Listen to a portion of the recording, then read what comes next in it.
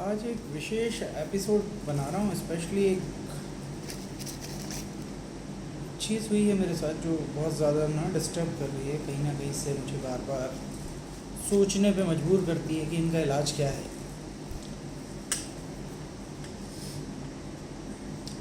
मेरे अगेंस्ट में ना कंप्लेंट डली है थाने में। इसके रिगार्डिंग थाने से फ़ोन आता है और फ़ोन पे मुझे कहा जाता है कि मैंने कहीं भी ज़मीन पे कब्ज़ा कर लिया, इसके अगेंस्ट में कंप्लेंट आई।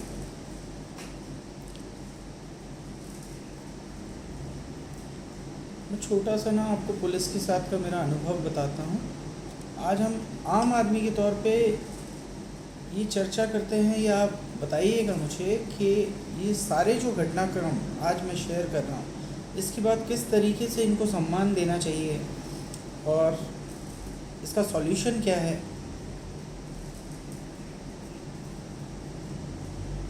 तो मैं मेरी ज़िंदगी जब एकदम से टर्न हुई अभी, वहाँ से चालू करते हैं। उसमें पहले की भी एक दो इंसिडेंट आपको बता दूँ।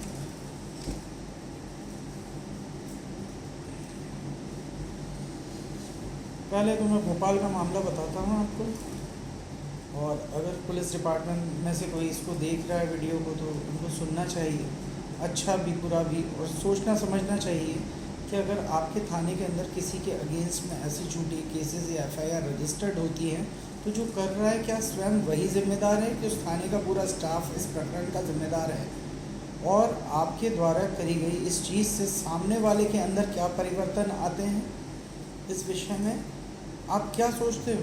और हमारे साथ अगर कुछ गलत होता है तो हम आपके बारे में क्या सोचते हो? तो मैं आपको आज सारे इंसिडेंट डालता हूँ अभी तक के। तुम पहले मैं एक आपको इंदौर का इंसिडेंट सुनाता हूँ। इंदौर के अंदर एक मामला हुआ था, तो मैंने शिकायत करी थी। शिकायत के बाद उन्होंने बोला अब हम तो जानते नहीं, हम कैसे ढूंढेंगे। सामने वाले को मैंने ढूंढा, उसका घर मैंने ढूंढा, उसके बारे में सारी जानकारी ली। मैं थाने जाता हूँ, थाने से पुलिस को लेता हूँ, पुलिस अपनी गाड़ी लेके आती है, मैं अपनी कार में आगे चलता हूँ। मैं जब इनको सामने वाले के घर पे लेके जाता हूँ, और इनको पता तो था ही कि प्रकरण क्या है और उसमें क्या एफआईआर लिखनी है और क्या हो गई है पूरा घटनाक्रम। पुलिस की गाड़ी मुझे सामने वाले के घर पे छोड़ देती है और गाड़ी स्टार्ट करके ये लोग चले जाते हैं। लोगों ने मजाक बना रखा है।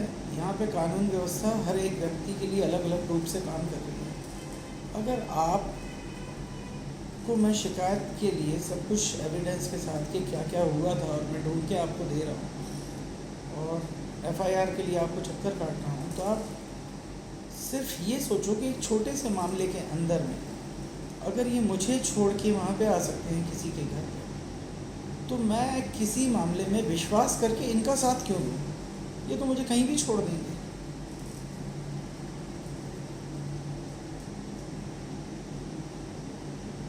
ये एक मामला हो।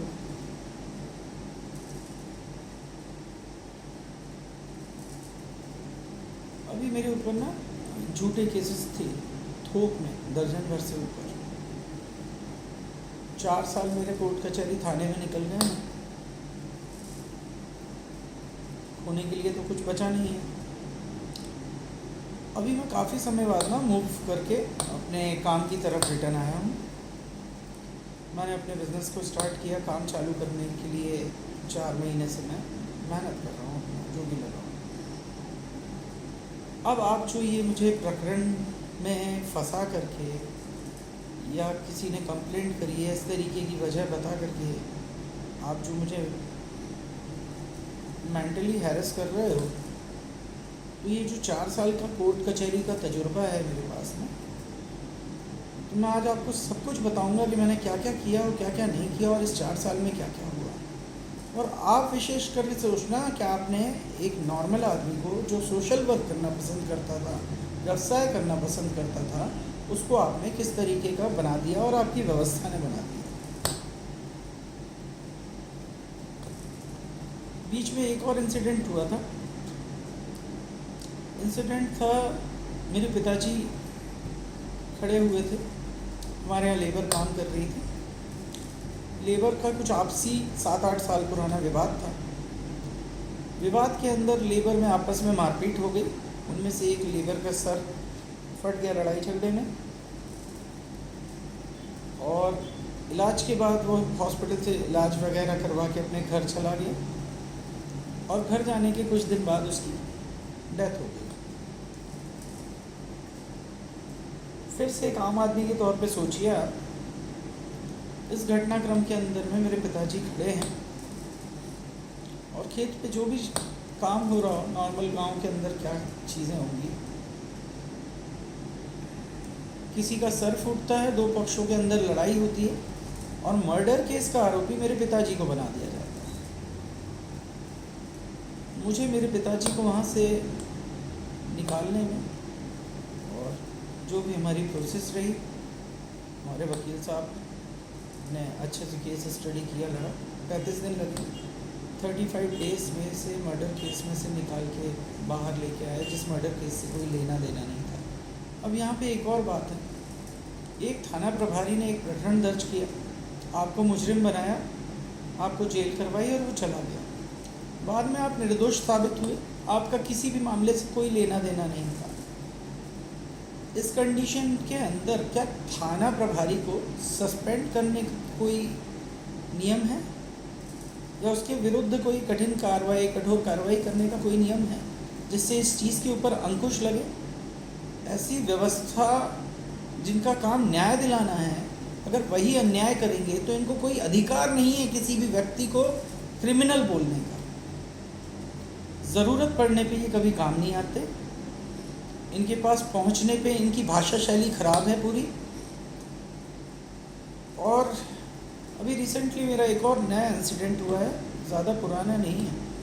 मेरे हाथ में से ना मोबाइल चोरी होता है, बाइक पे से लड़के आते हैं, फ़ोन लेते हैं और बाइक भगा देते हैं, बाइक ले जाते हैं।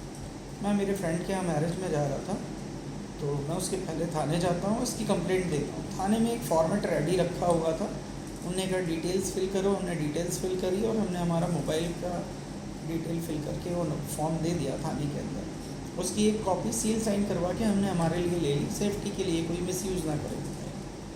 अब उस समय तो समय नहीं था, तो वो फॉर्म को रखा मैंने फोल्ड करके मेरे पॉकेट के अंदर, और मैं निकल गया। 2 दिन बाद मैं उस फॉर्म को लेकर के सिम लेने जाता हूँ, मेरी जो नंबर्स उस मोबाइल के अंदर में थे। जब मैं सिम लेता हूँ तो मैं उस फॉर्म को पढ़ता हूँ, फॉर्म में लिखा रहता है कि मेरा मोबाइल गुम गया है। क्या नया मजाक है ये? मेरा फ़ोन हाथ में से कोई छुड़ा के ले जाता है, चोरी हुआ है, उस फॉर्म को लिखा गया है गुम गया है। गुमे हुए फ़ोन में और चोरी हुए फ़ोन में क्या आईपीसी सेक्शन एक ही होगा? पब्लिक को मूर्ख बनाने के अलावा कोई काम नहीं है ना। डिजिटल इंडिया में मोबाइल मिल रहे हैं, दिन भर चोरी हो रहे हैं। एक ही चोर है 2-4 महीने से कंटिन्यू, वो भारत नगर, करमवीर नगर और ये जो आपकी निज़ामुद्दीन रोड है, ब्लैक कलर की पल्सर है NS, उसके ऊपर 2 बंदे बैठे रहते हैं मुंह बांध के, नंबर प्लेट्स नहीं है। मैंने वीडियो ले जाके थाने में भी दिखाया, कोई सेंस नहीं। सामने वाला इतना मुफ्त में फ्री बैठा है कि उसी एरिया के अंदर से सबके मोबाइल ले जाता है, और उसको शायद ना इतना कॉन्फिडेंस है कि पुलिस की क्षमता नहीं है पकड़ने की, या तो पहले ही सेटिंग है कि हमें पकड़नी ही नहीं है। नहीं तो कैसे निरंतर रूप से एक ही जगह पे खड़े होकर कंटिन्यू, अगर आप पता करोगे तो पता नहीं 150-200 मोबाइल जा चुके होंगे उस पूरे क्षेत्र के अंदर। स्टूडेंट रहते हैं, और ये तो वो हैं जिन्होंने शिकायत लिखवा दी। आधे तो ऐसे लोग हैं जिनको थाने जाने में डर लगता है, और थाने पहुंच जाए तो जो भाषा शैली होती है, उसके बाद में कभी कंप्लेंट ही ना लिखाएं वो थाने के अंदर में जाके।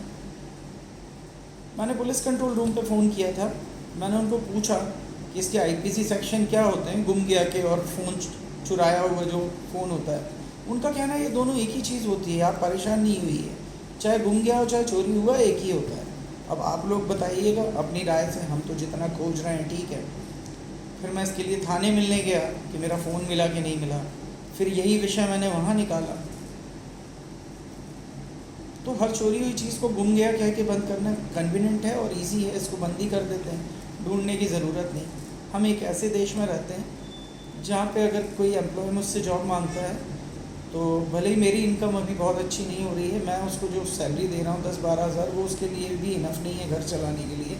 मेरे मन में विचार आता है कि वो 10-12 हज़ार रुपये की तनख्वाह में एक छोटी गाड़ी लेने का सपना देख रहा है, उसको एक मोबाइल भी चाहिए, किश्तें भरा चला जा रहा है, दिन भर मेहनत कर रहा है, और वही चीज़ कोई ले जाके ऐसे हाथ से छुड़ा के ले जाए, उसको पे करना है, ये कितना जायज़ है? कुछ घटिया लोग जो समाज के अंदर हैं, वो समाज के मेहनती और ईमानदार लोगों के साथ, या जो भी लोग हैं यार अपना कर रहे हैं, कमा रहे हैं, खा रहे हैं, उनके साथ जो ये कर रहे हैं, इसकी भरपाई कैसे होगी? वो पहले तो वो चोरी हुए फ़ोन की भी EMI चुकाएगा, फिर उसको नए की रिक्वायरमेंट भी पड़ेगी। तो अगर 20,000 का फ़ोन है जो चोरी हो चुका है, तो वो फ़ोन तो चोर लेके चला गया, 20,000 रुपये जो पेंडिंग है, पहले वो 20,000 रुपये भरेगा किश्तों में, फिर वो 20,000 का एक और मोबाइल भी लेगा, उसको भी उसको भरना है, क्योंकि नीड तो है ही उसको चलाना है।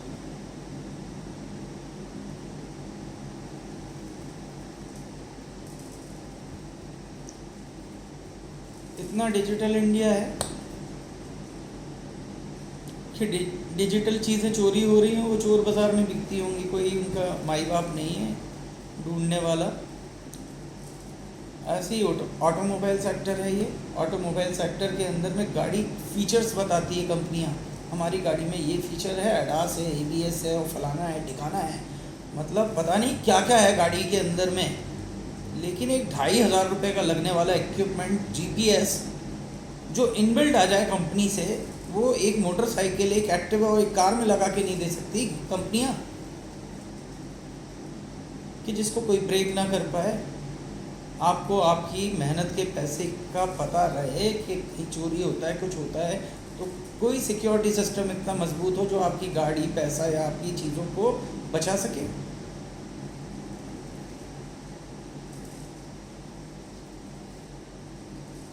टॉपिक से भटक जाता हूँ, इनकी पहले चर्चाएं सुन। किसी ने मेरे अगेंस्ट कंप्लेंट करी, मेरे खिलाफ केस भी रजिस्टर्ड हुआ, 3 महीने मैं उस मामले में फ़रार भी रहा। 3 महीने बाद 2 से 3 बार 4 बार के बाद में मेरे को बेल मिली है। सामने वाले के पास कोई एविडेंस नहीं, उसके पास एक एग्रीमेंट तक नहीं, और ऑलरेडी मैंने आपको जैसे बताया कि मैं इतने सारे मामलों में फंसा हुआ था कि 4 साल मान लीजिए बर्बाद हो गए हैं मेरे पूरे, और एक दिन के अंदर मैंने मेरे सारे बिजनेस बंद कर दिए थे।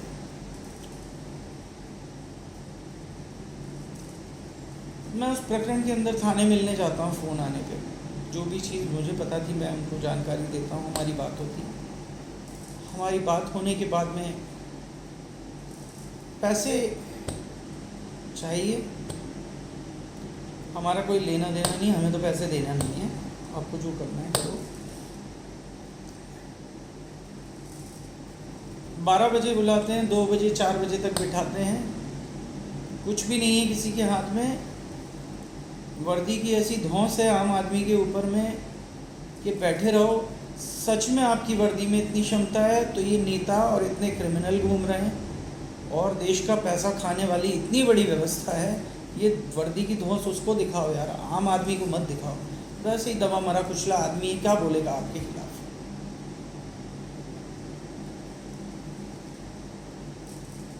मुझे अभद्र तरीके से गालियां दी गई थाने के अंदर में।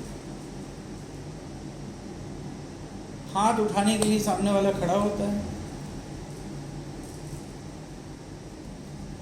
आप जब सब कुछ मेरे जैसे व्यक्ति के साथ कर सकते हो ना, तो आप दूसरों के साथ बहुत बद से बदतर करते हो। मैंने इसकी कंप्लेंट डाली, ये नया सिस्टम देखिए, 181 पे मैंने CM हेल्पलाइन पे इसकी कंप्लेंट डाली। विद इन फ्यू मिनट्स घटनाक्रम के बाद ही कि ऐसा ऐसा मेरे साथ में हुआ है, और समय इतने बजे से लेके इतने बजे तक के बीच का थाने के इस कमरे के अंदर में CCTV और माइक दोनों लगा हुआ है। आप वीडियो फुटेज निकालो और इस वीडियो फुटेज को देखो और बताओ मेरी गलती क्या है यहाँ पे।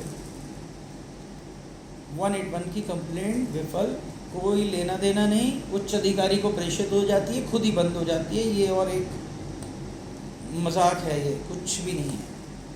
फिर अगर वो आगे बढ़ती है तो आगे जाती है, पुलिस कमिश्नर ऑफिस पहुंचती है, कहीं पे हेडक्वार्टर पहुंचती है, कहीं से फ़ोन आता है उच्च अधिकारी का, वो मुझसे कहते हैं शिकायत आप वापस ले लो, आप जाओ थाने में, थाना प्रभारी महोदय से आप बातचीत कर लो।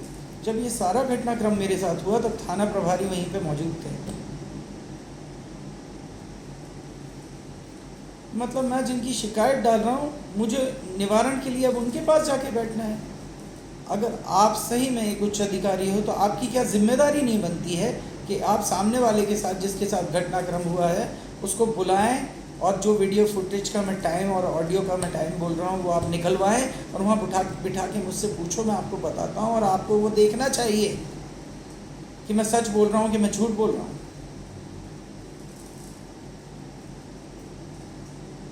मैं सेटल कर लूँ थाने जाके। बहुत मजबूरी में मैं आज आपको सब बताऊंगा, सबको सुनना चाहिए, है ना। 20-25 हज़ार रुपये के लिए सेटलमेंट था ये। मेरे पास एक रैंडम नंबर से कॉल आती है, उस कॉल की वजह से मेरी पूरी ज़िंदगी तहस नहस हो गई है। इतने सारे केसेस, 4 साल का ये कोर्ट कचहरी, थाने, जेल, बेल, मारा पीटी, ये सब मेरे जीवन में चल रहा था।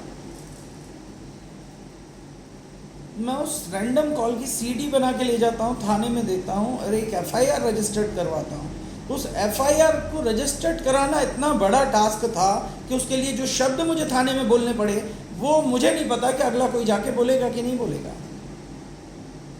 बोलते हैं थाने में बैठ के, सामने बैठ के कुर्सी पे, कहते हैं कि अब हम क्या करेंगे, कैसे ढूंढेंगे, एक फ़ोन ही तो है, छोड़िए, चलिए जाने दीजिए। मजाक चल रहा है क्या? मैं सामने वाले का एड्रेस निकाल के लाके इनको देता हूँ। हम कहाँ से ढूंढेंगे, ये वर्दी पहन के बोल रहे हैं। इनको एड्रेस मैं ला के देता हूँ, पेपर पर प्रिंट निकाल के, इस सिम के ऊपर ये एड्रेस चढ़ा है, इसको ढूंढो। तो इनका क्वेश्चन है मुझसे, आप कहाँ से एड्रेस ले आए? हम ढूंढेंगे नहीं और आपने कुछ कर दिया तो पहले बताओ आप कहाँ से एड्रेस ले आए। क्यों बताऊँ मैं? कॉन्टैक्ट्स आपके ही होते हैं क्या? हमारे नहीं होते। सारे ज़िंदगी में दुश्मन ही बनते हैं, दोस्त नहीं बनते हैं। अच्छा बुरा दोनों हमारे बीच में ही मौजूद होता है। डिपेंड करता है आपने क्या किया, अच्छा किया, बुरा किया, अच्छे लोग मिले कि बुरे लोग मिले। मेरे को वो एफआईआर लिखवाने के लिए इनसे ये कहना पड़ा, जब इनने एफआईआर लिखने को मना किया, कि कोई बात नहीं, एड्रेस मेरे पास है, अगर आप कुछ नहीं कर रहे हो तो मैं जिम्मेदारी लेता हूँ, मैं सामने वाले के घर जाता हूँ, चाहे मैं उसका सर फोड़ूँ, चाहे मैं उसका सर काटूँ, मैं लेके थाने आऊँगा, लेकिन आप मुझे फिर कुछ बोलना मत। आप तो अपनी कार्रवाई कर लेना उस दिन, क्योंकि आपसे तो कुछ हो नहीं पाएगा। एक एफआईआर लिखवाने के लिए ये करना पड़ रहा है मुझे थाने के अंदर। झूठे केसेस डालते में तो बड़े यार, खिलखिला के हंसते हो, इतने केसेस डालते हो झूठे। अभी भी झूठा केस डल रहा है मेरे ऊपर। एक विधायक ने ना मेरे खिलाफ कॉल किया है, उसको पता भी नहीं कि वो उस एक कॉल की वजह से मेरे जीवन में क्या हुआ, और मैं पूरी राजनीति के विरोध में उतर आया और मैं चुनाव पे चुनाव लड़े चला जा रहा हूँ। मैं 3 इलेक्शन लड़ लिए एक कॉल की वजह से, कि जिसको सज़ा मिलनी थी उसको बचा के तुमने आईपीसी सेक्शन चेंज करवा के, वो बंदा तो वहाँ से बच के निकल गया। मेरी ज़िंदगी पूरी बर्बाद हो गई है उस फ़ोन की वजह से, और सामने वाले को पनिशमेंट भी नहीं मिली उसके किए की। जब मैं उस एक फ़ोन कॉल से उस पूरी राजनीति के विरोध में हो गया, आप जो मेरे साथ कर रहे हो, मैं आपके विरोध में नहीं आऊँगा, खड़ा नहीं होऊंगा। आपको लगता है आप ही करोगे। इस जीवन में कोई आदमी के एक समय होता है कि वो डरता है या किसी बात को अवॉइड करता है। उसके साथ इतना मत करो कि वो एक दिन भूल ही जाए आप क्या हो नहीं, क्या कर लोगे। जो होना है वो तो वैसे भी हो रहा है, कोई नई चीज़ तो बची नहीं है। बैठे बैठाए आप आदमी को क्रिमिनल बनाने की व्यवस्था तो चला ही रहे हो। इसके पहले जो मैं केस बता रहा हूँ, मैंने जो कंप्लेंट की हुई है उसमें मैंने सीडी दी तो बोलते सीडी गुम गई, तुम्हारे एविडेंस गुम जाते हैं। उसके बाद बोलते हैं मैंने आपके केस की जांच करी थी, मैं उसके लिए गया था, मेरे 6,000 रुपये खर्च हुए, 6,000 रुपये के लिए घर आ जाओगे तुम।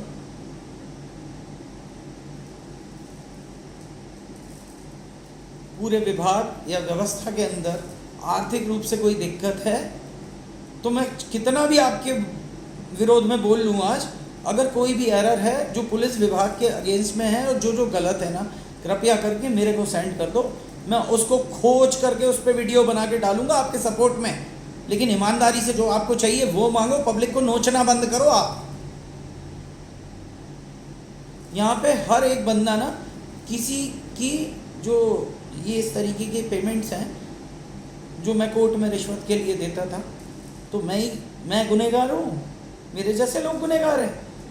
आपके यहाँ ये साले तोंद फुलाए बैठे हुए हैं, ये 2-2 4-4 लोग बाबू लोग बैठे, बाहर के चौकीदार से लेके 100 रुपये 200 रुपये 300 रुपये 500 रुपये दिन भर ले रहे हैं, इनको तनख्वाह मिलती है, उसके बाद इतने पैसे ले रहे हैं पूरे सिस्टम के अंदर में। आप लोग सामने बैठे हो, दिखाई नहीं देता, अंधे हो? किसी का घर टूट रहा है, किसी की ज़िंदगी खराब हो रही है, हमें मतलब ही नहीं। नाम लगाने वाले को पैसा चाहिए, साइन करवाने वाले को पैसा चाहिए, पैसा पैसा पैसा पैसा पैसा। और ये साले पूरी के पूरे जितने हैं ना, ये एक ही थाली के चट्टे बट्टे हैं। 26 जनवरी 15 अगस्त पे ना जाने कितने हरामी किस्म के लोग जो इस देश को निगल के खा रहे हैं ना, बर्बाद कर रहे हैं, कुछ झंडा फहराते होंगे और बहुत सारे लोग ताली बजाते होंगे उनके लिए।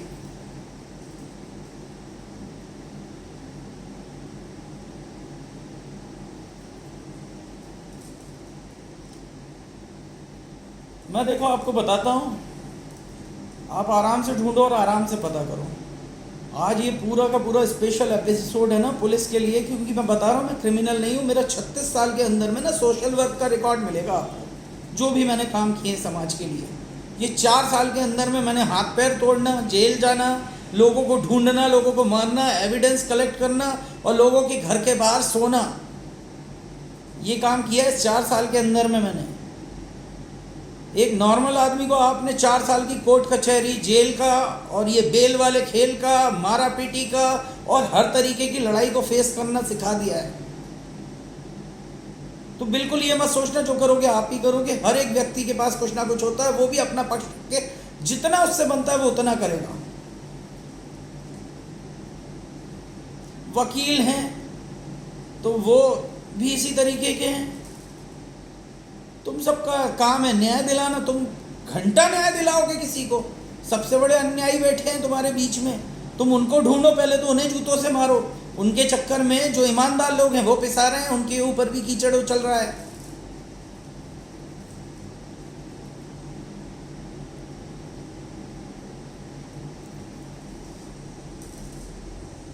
कुछ चीज़ें बता रहा हूँ, उसको आप लोग ढूंढो और पता करो आराम से, है ना। सेकंड लॉकडाउन के टाइम ना मैं घर छोड़ के गया था। मेरा सूखी सिवनिया में मिला था मैं रात को 1:30-2 बजे के करीब पुलिस को, वॉक करता हुआ। मुझसे बातें करी थी, रात को बैठ के मेरे साथ चाय पी थी। मैंने पूरी व्यवस्था के ऊपर फ्रस्ट्रेशन निकाला था, चर्चा करी थी आपसे। मेरे जीवन में जो भी समस्या आ रही है उनसे भागने की मैंने कोशिश की थी कि मुझे देखना ही नहीं, मैं कहीं निकलता हूँ, मैं आराम से रहूँगा, मुझे सोचना ही नहीं है। बहुत गंदगी है और मेरे बर्दाश्त के बाहर है और मैं बर्दाश्त कर नहीं सकता हूँ बिल्कुल भी, रत्ती भर भी। तो मैं वही हूँ, सूखी सवनिया में आपको मिला था।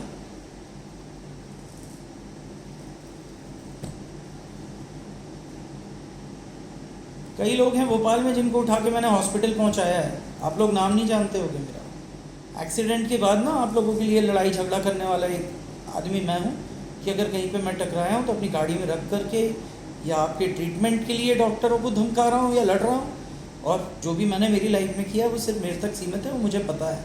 और हाँ, मैं पैसा कमाने में असफल रहा और मुझे सोशल वर्क से पैसा कमाना नहीं आया और मैंने फ्री में आप लोगों को सोशल वर्क करके दिया, काम करके दिया, इसलिए शायद रत्ती भर की आपके मन में इज्जत भी नहीं है और मेरे जैसे लोगों का आपको नाम भी याद नहीं रहता होगा। एक दिन विदिशा रोड से ड्राइव करके आ रहा था, एक जीप के अंदर में ना गाय को डाल के लेके जा रहे थे पन्नी से कवर करके।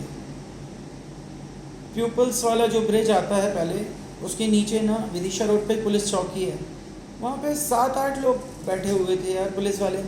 मैंने कार ले जाके रोक के उनको इंसिस्ट किया कि पीछे गाड़ी आ रही है, उसमें गाय है, आप गाड़ी रुकवाओ, देखो उसमें गाय है।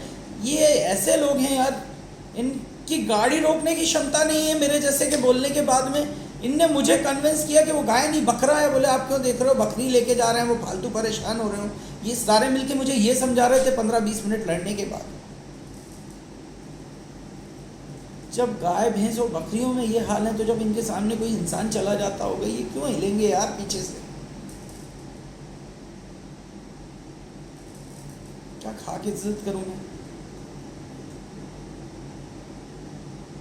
शिकायतें तुमसे ना लिखाएं सच्चाई, प्रूफ तुमसे नहीं ढूंढे जाएं, किसी ने कुछ बोल दिया उसको तुम मान लो। यहाँ मैं बोल रहा हूँ ऐसा नहीं, ऐसा है, सुनना नहीं है हमें। बात करो, अभद्र तरीके से करो। हम लोग क्रिमिनल है? कोई क्रिमिनल रिकॉर्ड है? समाज में किसी को तकलीफ दी है?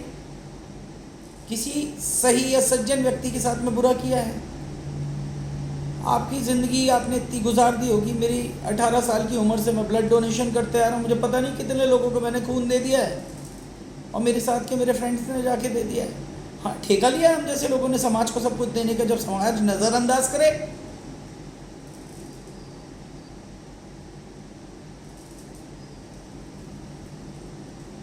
वो गाय है तो वो बकरी बता रहे हो मुझे। इधर मैं फ़ोन की कंप्लेंट कर रहा हूँ तो मुझे बोलना पड़ रहा है कि मैं जाता हूँ, सर फोड़ के आता हूँ, ये सर काट के लाता हूँ। मैं एक प्रकरण के अंदर अभी कंप्लेंट कर रहा हूँ, मजाक बना के रखा हुआ है तुम लोगों ने। शिकायत करते करते मेरे को कितने 7-8 महीने हो गए होंगे। अरे पिछले जून से हो गया, जून की 1 तारीख की घटना थी। जून से लेके अभी तक में शिकायत। मैं ना बार बार इसीलिए कहता हूँ कि एक इंटरव्यू करवाओ इनकी व्यवस्था की। हर ऑफिस के सील टप्पा लगा हुआ पेपर है मेरा, हर ऑफिस जाता हूँ, आवेदन दे दो। आवेदन ना, वो मजाक हो गया। वो तो मुसद्दी लाल के ऑफिस से बदतर हालत है पूरे सिस्टम की। दीमक लगी हुई, खोखला, कीड़े लगा हुआ सिस्टम। इससे बड़े को कंप्लेंट करो, वो बड़ा भी साला मिला हुआ है, वो भी कुछ नहीं एक्शन लेता। उसके ऊपर चले जाओ, उसको भी कुछ नहीं पता। जब तुम्हें कुछ करना ही नहीं है तो ये दुकानदारी चला काय के लिए रहे हो? व्यवस्थाओं का नाम देके रखा है। तुमसे बेहतर अंग्रेजों का शासन था साला। मुझे पता था वैसे लोग कुछ शासन करते होते तो हम उनको गोली मार देते, और या तो हम मर जाते। तो हमें पता तो रहता है हमने किसी पराये को मारा। वो इतने बड़े बड़े क्रांतिकारी अपने जवान उम्र में, कम से कम उम्र में इतना सब करके देश के लिए, देश को आज़ाद करा के तुम जैसे निठल्ले निकम्मों को कुर्सियों की व्यवस्था बना करके चले गए, नेताओं की चमचागिरी और चापलूसी करने के लिए। इसलिए तुम लोग टिके हुए। पब्लिक में हिम्मत है नहीं, कभी क्षमता नहीं है। किसी दिन पब्लिक डिसाइड कर ले कि 150 लोग उस विभाग के अंदर जहाँ करप्शन होता है, जूते उठा के पूरे विभाग को धो डालेंगे। जो गलत करेगा अपने आप तुम्हारा करप्शन बंद हो जाएगा। कभी लोग ऐसा सोचने लगे जो मुझसे पैसा लेगा मैं उसके हाथ ही काट लूँगा, 4-5 लोगों के हाथ कट जाएंगे, रहेंगे ही नहीं बिना हाथ के। ले लोगे पैसा?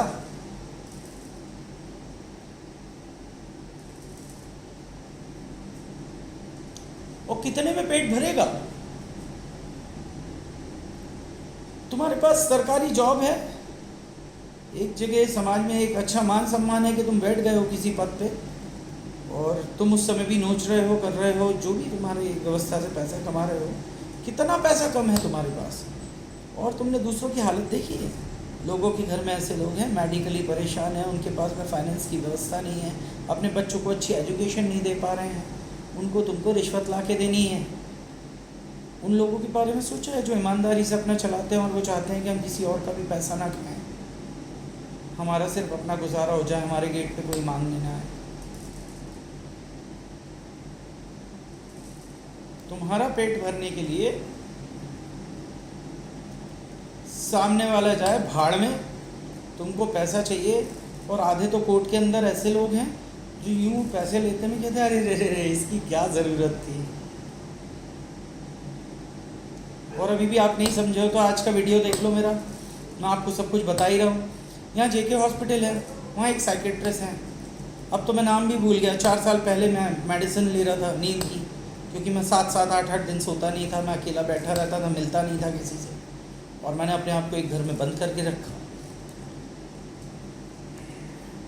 उनको मैंने सब कुछ बताया है कि मैं क्या कर रहा हूँ, किसके साथ मैंने क्या किया है, उसको जाके सुनो आप। अभी मैं नॉर्मल हूँ, फिर से मैं कोई टैबलेट नहीं खाता, मैं अभी बैठ के अपना कुर्सी पे बैठ के अपना काम कर रहा हूँ, और मैं सिर्फ इतना चाहता हूँ कि ये इस तरीके की जितनी भी चीज़ें हैं मुझसे दूर रहें। ना मैं थाने की सीढ़ी चढ़ूँ, ना मैं कोर्ट की सीढ़ी चढ़ूँ, ना मैं तुम्हारी शक्लें देखूँ मनहूस किसी की भी। जो भी हरामखोर टाइप का आदमी है, जिसको पैसे खाना है, जिसको ईमानदारी से कोई लेना देना नहीं, मेरे को उसमें से किसी की भी शक्ल नहीं देखनी। बस मुझसे दूर रहो, मैं शांति से जी लूँ। ये मेरा एक छोटा सा मतलब थॉट है। मैं मानता हूँ कि ऐसा हो जाए तो बहुत अच्छा है, जो हो नहीं रहा है। आप डालते रहो झूठे प्रकरण, आप बनाते रहो जो बनाना है। आपको जितनी बदतमीजी से बात करनी है फ़ोन करो, आप बात करो। वर्दी पहनी है आप लोगों ने, आम आदमी होता ही क्या है, कुछ है ही नहीं। और आम आदमी स्वयं ना अपने लिए खुद गड्ढा खोद के बैठा है। आम आदमी के विचार तो एक से एक है और उनके थॉट्स के बारे में बहुत अच्छे से जानता हूँ। मैं अकेला ऐसे ही नहीं हूँ, जो समझना नहीं चाहिए वो सारी चीज़ें बहुत समझ के बैठा हूँ। इसलिए ये कारण है कि अकेला रहना बेहतर समझता हूँ और चली जा रही है गाड़ी।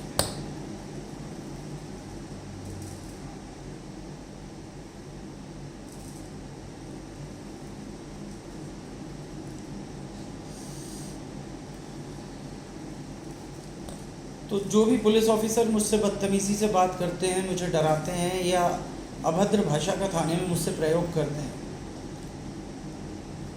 तो वो हॉस्पिटल जाएं, पुराना रिकॉर्ड पूछें और ये पूछें कि मैंने उनको क्या क्या बताया। नंबर 1, यहाँ से जाइए, MP नगर में एक शॉप है शीतलानी फ़ोटोकॉपी। मैंने वहाँ एक बैनर डिज़ाइन करवाया था, 3x20 का बैनर था। आपको जो कहना ना, मुझे आप लोगों को, आप जैसे सब लोगों को कहता रहे, मुझे कोई फ़र्क नहीं पड़ता। मैं मेंटली डिस्टर्ब बिल्कुल भी नहीं हूँ। मुझ में क्षमता है सही बात को उजागर करने की, बोलने की। जो मुझसे बनेगा मैं करूँगा, चाहे मैं रहूँ या ना रहूँ। बॉडी तो ऑलरेडी मेरी एम्स को डोनेटेड है, ठीक है, उसकी भी तारीख आप पता कर सकते हो एम्स हॉस्पिटल में से। और जो शीतलानी फ़ोटोकॉपी मैं बता रहा हूँ, तो वहाँ जाओ, वो 3x20 के बैनर की कॉपी निकलवाओ और उसको पढ़ो अच्छे से, और उससे आप समझ जाओगे कि आप जिस तरीके से अभद्रता करके मुझे डराते हो या कुछ बोलते हो, अपशब्द बोलते हो, आपकी पूरी व्यवस्था और पूरा, मुझे समझ ही नहीं आ रहा कौन कितना बड़ा होता है, कौन कितना छोटा होता है, क्या होता है। मेरे हिसाब से किसी ने अमृत नहीं पिया, ना मैंने ना आपने। मैं मर सकता हूँ तो आप भी मर सकते हो। सिंपल है, साफ सुथरा है। मेरा बुरा मत करो, मुझसे दूर हो जाओ बस। उस बैनर को ज़रूर पढ़ो। 14 फरवरी पुलवामा अटैक के बाद बैनर बनवाया था। 7 दिन 8 दिन मेडिसिन खाई थी इलाज करवा के, नींद नहीं आ रही थी, नींद की दवाइयों से। तब से ये लगा हुआ है ना फ्लैग, 14 फरवरी पुलवामा अटैक के बाद से। अभी 2025 चल रही है। आपकी तरह शेर और स्टार वगैरह नहीं लगे। आप ही नहीं इसके लिए मर सकते हो किसी अच्छा करने के लिए। देश का कुछ अच्छा करने के लिए मरने की बारी आई, हो जाएगी जान तो चली जाएगी हमारी भी, चलेगा हमको। इधर कोई जिम्मेदारी भी नहीं है, ना बीवी बच्चे हैं, ना कुछ है। घर छोड़ दिया, रहते तो अकेले ही हैं और घूमते भी अकेले हैं। और जिसको मारा अकेले मारा, और जिसको ढूंढने गए, जिसकी गली में गए, अकेले गए हैं। और जिसके घर के बाहर भी सोए हैं, सबको पता है कहाँ सोए हैं, कहाँ से क्या खरीदा है, और जिसने धमकी दी है उसका बराबर से सामना किया है। ये एक किस्मत की बात है, जो मिल गया वो कुट गया, और जो नहीं मिला है तो वो घूम रहा है तो वो बच जाएगा। ऐसी कोई कहानी नहीं है ना। हम सोच रहे हैं हम शांति से हमारा जीवन काटें, तो आज हम एक निर्णय ले लेते हैं अपने जीवन के साथ में कि हम पूरी कोशिश करेंगे कि ज़िंदगी में हम किसी के साथ हिंसा ना करें, हम किसी को कुछ बोले नहीं, लेकिन हमारा मेंटल पीस हमारे पास रहने दो। एक आध दिन डिस्टर्ब हुआ तो 1 डे क्राइम पॉलिसी लागू कर दूंगा। मैं आराम से बैठूंगा, मेरे पास में सबका हिसाब है, किसने मेरे साथ क्या किया हुआ है। कोई बहुत बड़ी चीज़ नहीं है। 1 दिन के अंदर सबका हिसाब, यहीं से बैठे बैठे आपके पास से गायब हो जाऊंगा मैं, और मैं गायब होऊंगा और सारा हिसाब कर लूंगा मैं सबके साथ। मैं भागूंगा भी नहीं, मैं ईमानदारी से थाने आऊँगा, एक्सेप्ट भी करूँगा, और जो जेल होगी मैं चला भी जाऊँगा। लेकिन अगर इस पर अंकुश लगा सकते हो तो कृपया करके ना इंसान को जीने दो, पब्लिक को नोचना बंद करो। मेरा तो छोड़ो तुम, मैं तो इतना बोल रहा हूँ, मैं निपट भी लूँगा जो भी होगा। जो आम आदमी है ना, जिसके आगे पीछे कोई नहीं होगा, तुम लोग उसको कुत्ता बना देते होगे।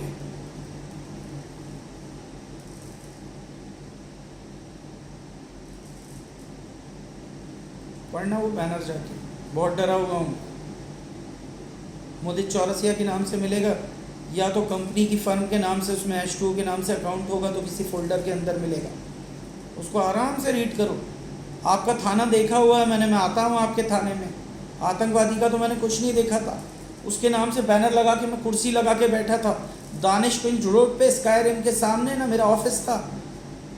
मैं वहीं पे बैठा रहता था चेयर लगा के कि कोई मुझसे ऑब्जेक्शन लेके इनकी तरफदारी कर दे।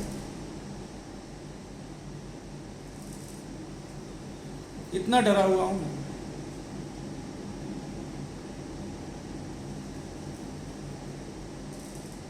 हद ही कर रखी है। आम आदमी सड़क पे से जाए, एक महंगी गाड़ी उड़ा दे, 17 साल का बच्चा हो और सामने वाले की डेथ हो जाए, तो कानून व्यवस्था कहती है ऐसे लिखो, ऐसे। तुम जैसे लोग मर जाएं और हमें ऐसे लिखने मिले तो ऐसे ही ऐसे कितने लोग ऐसे लिखेंगे। थोड़ा समाज में अच्छे लोगों की जीने के लिए बुरे लोगों का मरना बहुत ज़रूरी है। आतंकवादियों का मन चले तो साले रेलवे स्टेशन जाए, बस स्टैंड जाए, बंदूक निकाले, गोली चलाए। अबे किस किस के मरने के डर से डरेंगे? तुम झूठे केस बनाओ उससे डरें, वकील फंसाए उससे डरें, नेता मरवाए उससे डरें, आतंकवादी गोली मारे उससे डरें। कौन से नहीं डरे? और मरना क्या अमर है? मरना ही है साला, अभी मरना है, 10 मिनट बाद मरना है, 5 मिनट बाद मरना है, अगले सेकंड का पता नहीं है। कौन सा कितने साल का हम हिसाब बना लेंगे हमारा मरने का और लड़ने का? इससे बेहतर है तो लड़ें और एक बार में मरें। अननेसेसरी का साला सरदर्द चाहिए ही नहीं फालतू का। और अभी आपको शक हो रहा है तो करते जाओ, जितना बुरा करना है तुम्हें आराम से करो।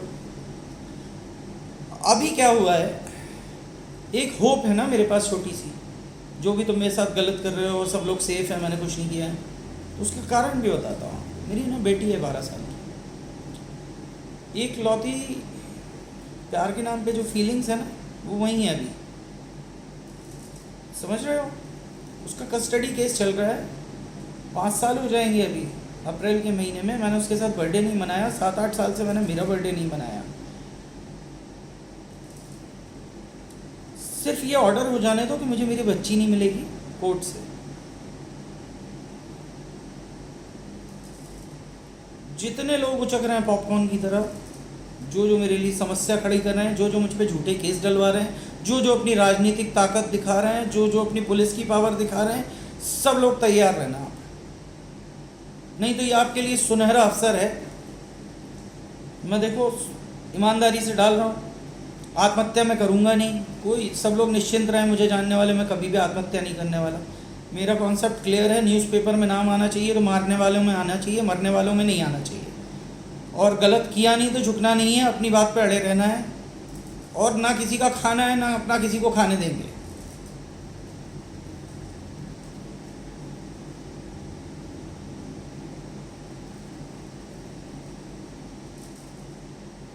इंसान रहने दो, अच्छा खासा आदमी हूँ और देश के प्रति कुछ अच्छी भावनाएं रखता हूँ। जो भी मजबूर है, परेशान है, उसके लिए कुछ बेहतर करना चाहता हूँ। ज़िंदगी भर कोशिश करी है, अभी भी कोशिश करता हूँ। कोई परेशान हो हेल्प करता हूँ, आराम से बात करता हूँ। ज़िंदगी ने बहुत तजुर्बा दिया है, तजुर्बे से बहुत ज़्यादा जानकारी है जो किसी ना किसी के काम आती है और आ रही है।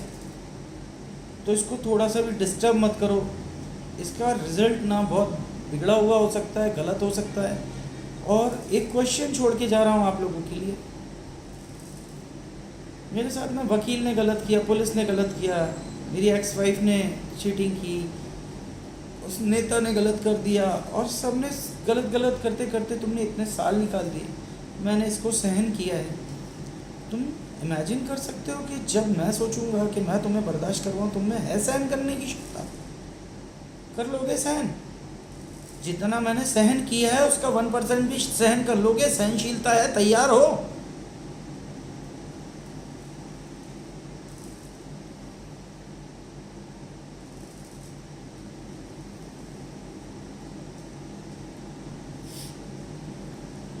रोक दो इसको यहीं, मुझे छोड़ दो और मुझसे दूर हो जाओ सब। मैं किसी को मदद मांगने के लिए फ़ोन नहीं लगाता। ज़िंदगी में मतलब मेरा हाथ बड़ा है तो किसी की हेल्प करने के लिए बड़ा है। मैंने मदद की है, जो मुझसे बना मैंने कर दिया। इसीलिए ना बहुत अच्छे से कह रहा हूँ कि जो बंदा जो कुछ जानता है और नॉर्मल हो चुका है उसको छोड़ दो, चले जाओ। नहीं तो ये जो गुस्सा है ना, इधर का उधर का इधर का, ऐसा भर के ढेर सारा है मेरे पास। और मुझे आपसे डर नहीं लग रहा, मुझे डर लग रहा है अपने आप से कि मैं फिर से ना सोचूं कि मैं गाड़ी में सेल्फ मारूं और मैं हर उस दरवाजे गाड़ी रोकूं जिनसे मेरा हिसाब है, या मैं एक जगह गायब हो जाऊं और उसके बाद में मैं सबका हिसाब कर दूं।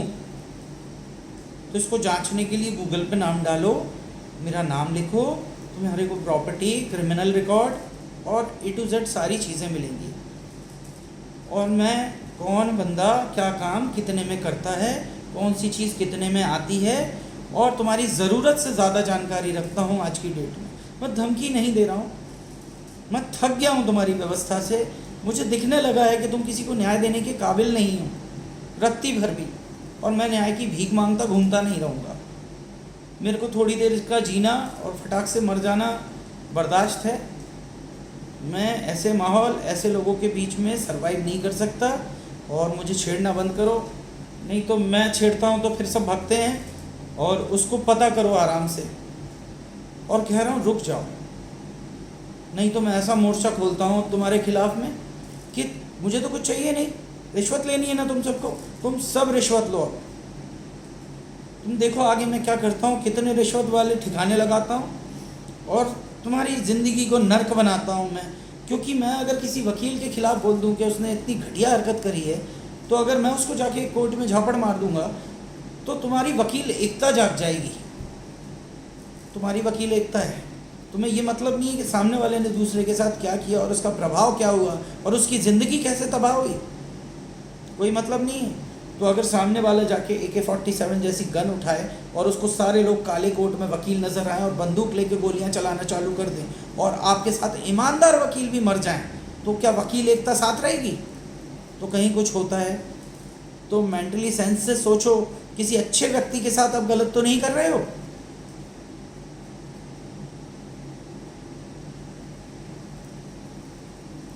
आप आराम से पता करो मैंने चोरों के साथ क्या किया।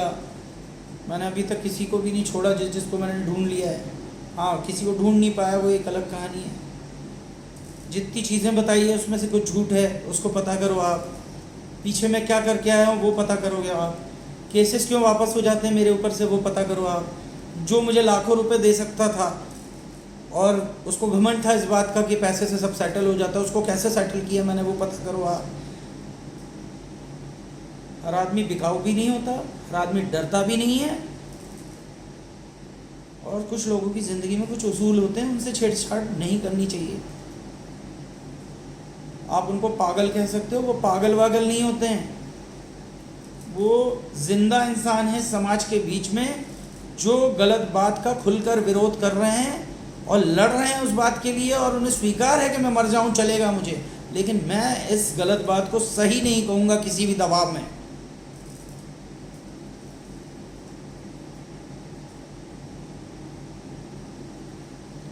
किसी ने मुझसे कहा मैं सेफ़ नहीं हूँ, तो भाई मैं बताऊँ, मेरे होते हुए भी कोई सेफ़ नहीं है। सड़कें किसी के लिए सेफ़ नहीं है। जितने भी मेरे दुश्मन हैं उनके घर में हेलीकॉप्टर नहीं खड़ा है, वो भी कार से ही चलते हैं।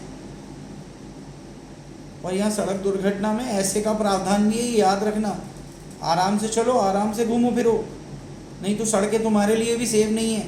और मैं एकदम भिखारी आदमी भी नहीं हूँ, 1-1.5 करोड़ की संपत्ति का मालिक तो हूँगा अगर बेच दूँगा मेरी चीज़ें। और तुमको किसी को साफ़ सफाई करवाना, किसी पे गाड़ी चढ़वाना, किसी पे गोली चलवाना, ये सब बहुत सस्ता है। हम अच्छे लोग हैं, कुछ घटिया लोगों के कारण हम इस नीचताई पे नहीं आ सकते। समाज को अगर देना है तो कुछ अच्छा दे के जाएंगे, इसलिए शांत बैठे हैं। बाकी चूतिया वूतिया टाइप के बिल्कुल नहीं है। रिकॉर्ड पूरा पीछे आगे आराम से देखो, पढ़ो, स्पेलिंग डालो मेरे नाम की सही, गूगल पे जाओ, इंस्टाग्राम पे जाओ, फेसबुक पे जाओ, कोर्ट में जाओ, थाने में जाओ, रिकॉर्ड निकालो, पढ़ो, समझो कि ये क्या सरवाइव करके आया है, क्यों गुस्सा हो रहा है और अभी भी क्यों कह रहा है रुक जाओ। अन्याय करना बंद करो दूसरों के साथ में। हर बंदा सहन करता नहीं रहेगा और हर एक व्यक्ति आत्महत्या भी नहीं करता। कुछ लोग यहाँ तक लाने वालों को या तो आत्महत्या करवा देते हैं या सीधा यमराज से मिलवा देते हैं। जय हिंद, जय भारत।